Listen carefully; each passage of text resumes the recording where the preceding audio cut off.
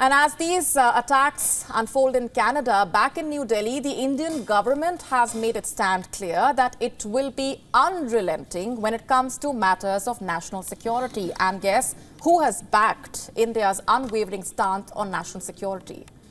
The President of Russia, Vladimir Putin. A video is going viral on the internet. It shows the Russian president praising the Indian Prime Minister, lauding him for his tough decision-making on national security. That's not all.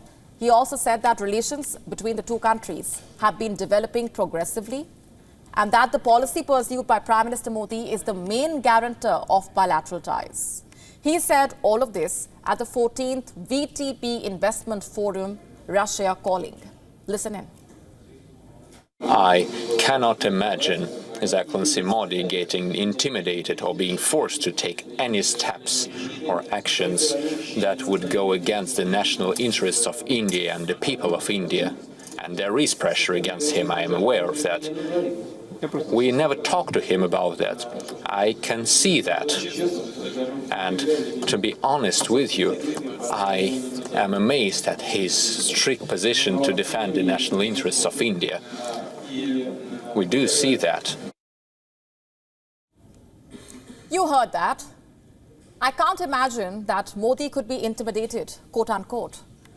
Going on to say, I'm surprised at his tough position to defend national interests. These are quite striking statements. No wonder they've gone viral. You see, the video we just played has amassed thousands of views online. Interestingly, this is not the first time that Putin has expressed his admiration for the Indian Prime Minister, by the way. Last month, in his address at the virtual G20 summit, he thanked India and the Indian Prime Minister for his good work during the chairmanship of the body. But this time, he has directly lauded the Prime Minister's decision-making on national security. What explains this?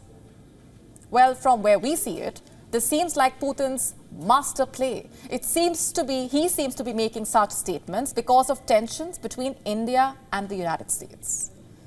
Tensions primarily over Khalistani terrorists. You see, federal prosecutors in the US have accused India of planning to assassinate Gurpatwant Singh Pannu, the leader of the band Sikhs for Justice.